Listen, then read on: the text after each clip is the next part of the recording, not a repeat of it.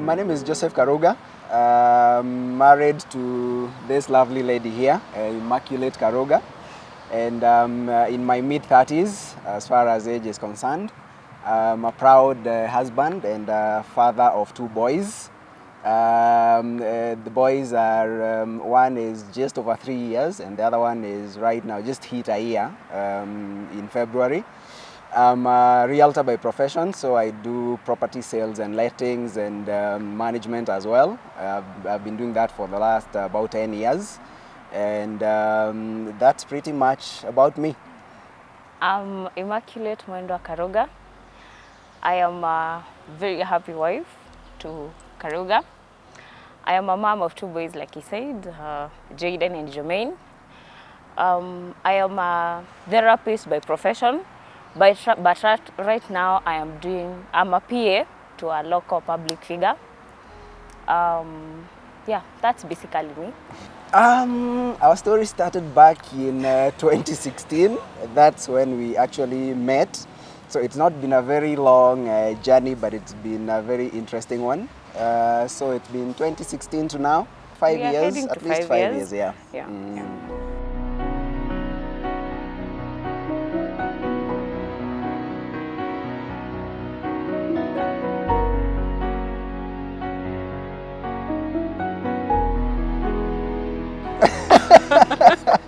We actually met in social media. Sisi tulitafutana. Okay, I was fresh out of campus, tired of dating. When we met in social media, we were not, okay, I wasn't looking for a relationship or anything. I was looking for friendship. We started talking early 2016, I think in February or March. In the beginning of 2016. We kept setting dates and then I would not show up. And then I remember around end of May, I was taking my cousin to Machakos. He used to work in at the river then. So I passed by his office, kwa barabara tu. So I texted him, with the way I'm on my way to Machakos. So he told me, on your way back, can you talk to me? Well, I didn't. I was left hanging. But now I felt, well, let me just go meet him. We met 1st of June. That's when we had our first date in Giraffe Center. Well, it went really well, very, very well. It was fun. We connected. When we met in town, CBD. We had that instant connection. We became very good friends. At the end of the day, we were very good friends. We had engaged so much. We had learned each other so much, you know, before meeting, because it took, as she said, it took, I think, about almost half an year before actually physically meeting. So there was a lot of talking. By the time we met in person, it felt like, you know, it was somebody you already knew. It was just a waiting, you know, one-on-one, a face-to-face meeting. Eh? Sometimes also nature takes over. There are things which just feel right with your whole being. You know, there are things you do or engage with, but even at the back of your mind, you feel uneasy. You feel like it's not right. It doesn't speak to you. So when I met her, you know, like online, it just felt right. There were no reservations. I felt like I could go all out with her. I didn't feel reserved with her. So because of course even then, you know, I was still. I would say I was still talking to other people then, but the same vibe I got engaging with her was not the same as from anybody else. So somehow I think the spirits tell you, yeah, you're onto something. So you feel good making a move.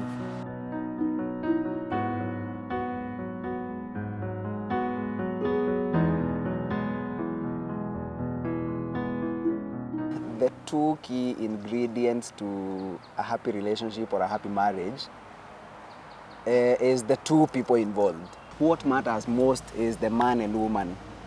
I mean, everything else will come to either enrich your relationship or break it, or it's going to come to add value to your relationship or marriage or break it. So if at all the two of you are at a good place with each other, hizi vitu zingine zote ni nyinyi mtajenga. Kama ni pesa mtatafuta, kama ni, you know, ni watoto mtatafuta. I mean, even as much as we respect and let family have a place and a say in our lives, at the end of the day, it's our call. The buck stops with us, because we know what it is that we experience. We know what we were looking for between each other. So unless it's a very crazy circumstance where people really need to come in and save one of us, I believe all the calls come from us, and expectations should also be put in check. I mean, there's no handbook for how these things happen, because people lead different lives, people have different beliefs, people have different experiences in the past, be it personally or through people close to them. So some decisions that people make to either, for example, wait for a formal wedding, or you know, not move in together before a wedding, you have to respect that, because they know why they are doing that. But for us, it worked, and I mean, it worked, and we had a set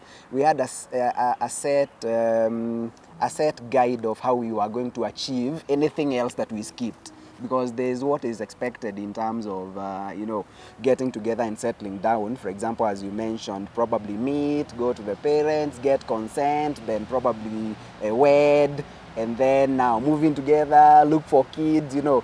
But we might have done it contrary to expectation, but we also sat and agreed, well, probably this is not the universally accepted way, but since here we are and we are ready for each other, we could start here and make everything else fall into place as we go along, as long as we are doing it, you know, with that mutual agreement.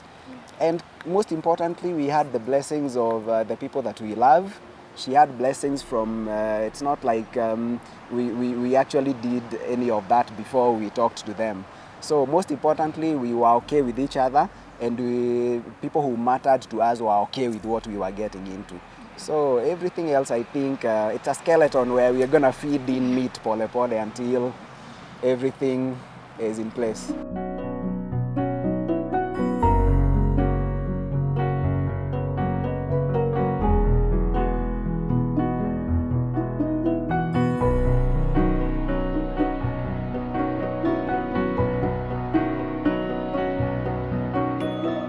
Depending on how serious you are when you are dating, actually sometimes it may not be much of a difference, because I mean, marriage, both situations should be guided by, you know, respect and understanding, and you know, actual being you, not pretending. So I believe if somebody is dating someone on a serious note, not much is gonna change even when they are wedded, because the same respect I accord her during dating is gonna be the same respect I extend even when we are married. So the same love during dating, the same everything, it's gonna go in equal measure or grow from there. So the problem, I think, comes in when one party may not really be committed, you know, during dating, but for some reason or a circumstance or a pressure, you know, it may be pressure from wherever. There are different pressure points, be it social or from family or finances, whatever. If that pressure probably now leads them to marriage, that is where the experience could change, because I mean, this didn't naturally happen. It was out of a push. So I think commitment is what brings about the difference. If you are committed from the word go, even during dating, then the switch over should not be much of a problem. But also, of course, now when other aspects come in, especially responsibilities, especially like for kids, because when you are dating, it's a two-way traffic. So love is between me and you, finances between me and you, time between me and you, everything is two-way. But now when these little fellas come, you find that before before anything transpires between me and her, you'll find that there's other middle point. So kama ni attention, especially I think for women, okay, not necessarily, you know, like biblical truth, but mainly for women, I think when babies come, because by nature you'll find that kids most of the times get much of, you know, the care that they need from moms. So much of the time you'll find that probably the attention you used to get from your wife may not be the same, because he is a little human who needs her more than anybody else. So she may not that she doesn't want to give you attention, but it has to be divided. So it's a matter of you now working it out on how you divide it. And also now, you know, careers will come in. So even when you are dating, you might have, when you are dating, probably you are living separately or you are not. So if you are living separately, so you have work to take care of, you have probably your own home to take care of. So these pressures can also affect people differently. But at the end of the day, you need to strike a balance. Strike a balance to ensure that it all works, because they are all components which affect your lives. So if they are not working, you know, at the same time, it could be a problem. Yeah.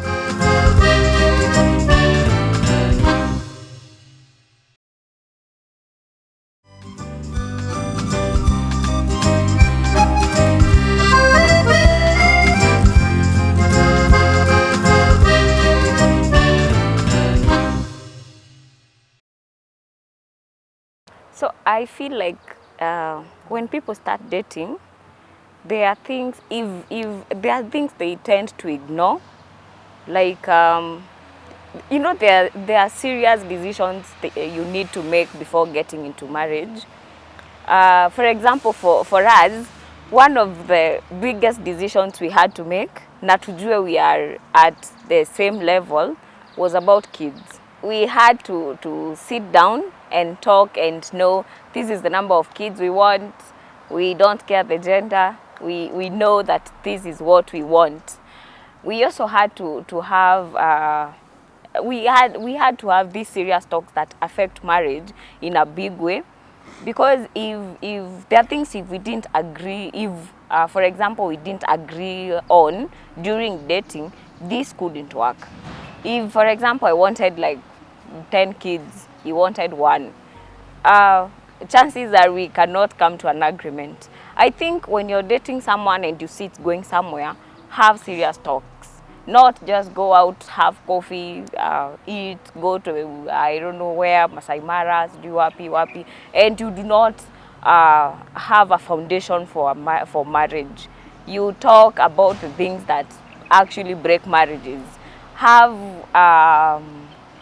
some sort of a constitution, like what level, for example, if talk about cheating, talk about kids, talk about disrespect, talk about finances, talk about everything. Make sure that your marriage has a very, very strong foundation, so that if one of you deviates, you can never actually sit down and tell them whether we agreed this and this and this. Like for example, we were set on 2 kids. Now if we have 2 kids already, if he came and told me we want another kid, I would tell him, hey, dude, we had agreed on 2. So where is this coming from? You go back to the Yeah. kipengele in the constitution for kids. Not to say that we cannot amend that. Yeah. We can, of course, but we sit down mutually. I do not decide I want a kid and I'm going to have a kid without his involvement. No, that's not how we do it. We involve each other in almost all our decisions. I see people saying, like for example, some friends will call me, can we meet? We go to a place, we go do this and this. I tell them, can I talk to my husband first? I have friends who will tell you, you have to ask permission from your husband. I do not look at it like asking for permission. I look at it like respecting him enough to let him know what I'm up to. He does the same thing. For example, he is never late. Okay, he makes sure he is home before the kids sleep. Most of the time I work from home. if he has gone to work, and he's getting late, he'll call me. By the way, today I think I'll be late. Late is saa 2:30 saa 3. I think in our entire 4 years of marriage, he has been late 2 or 3 times. That is around 10, and I was livid because that's not what I'm used to. That's I don't know. I hear people say akizoea kuchelewa, you'll get used to it. Well, I don't want to get used to it because that's not who he has shown me he is. So if he starts deviating from that, I'll have my concern. Another thing, the person he showed me he is during dating is still the person he is. Not to say he hasn't grown to be a better person, but now if he regresses and now he starts becoming something I do not want, we'll sit down, still with respect, not argue with it, not attack him, attack his behavior. Those are different. I'll tell you, by the way, what's up with this and this and this, what's happening. Not tell him you've changed, you're not who I wanted and all that. We like talking about the issue and not attacking the person. Deep down, we know this is the person I love. In as much as what he has done is pissing me off, and I get pissed off. He said I'm a very happy person. Well, I am also a very angry And flip over to the other side easily. Well, lately he likes to say I'm feisty. She's feisty. But now I always know I do not want to attack him as a person. So one of my highs in marriage, well, my entire marriage has been a high, so but I can think of a low. When our firstborn was born, Jay, first when we realized we are expectant, he got a very good job, we were happy, and then it didn't go so well. I wasn't working at the time. The day I had my son was the day he got fired. So I'm in the theater getting an operation. He's in a meeting getting fired. I'm in the HR's office being served. And then the day he came early, by the way, I think that was a miracle, because if he didn't come that early, we couldn't have had that medical cover. I do not know. So he came early. He had some little complications. Those were sorted out. We went home, and then now we are home with a newborn. None of us has a job. Yes, that was one scary point in our marriage. That was way scary. But eventually we are here. We are. we got to a point where we survived. I do not know how. We never went without food. We survived. Somehow God always provided. Up to date, we keep saying, by the way, he has a philosophy. He doesn't worry about stuff that he cannot change. I'm still struggling with that. I'm still struggling with that, but I get his point, because even if he worries and it's something he cannot change, so what now? So instead of worrying, we look for solutions together. That usually works out for us. And here we are. It's a journey you take together. Yeah. You know, I think there are these cliche examples that people give, but they make sense, because the same way a couple is, like two people, I would equate it to like a bicycle. The same way you use those two wheels. I mean, if you mess with one, everything else is a mess. No matter how good the steering is or the bell, nothing else will make sense. So you guys are traveling the same journey, so you need to really keep it together and do it together. And as you were saying, consistency, I mean, be the same person, and if you can't, then be a better person from what you found in the other person. Only try to make it better. So it's a set of values that you have to cultivate and put together, and achieve what you are looking for.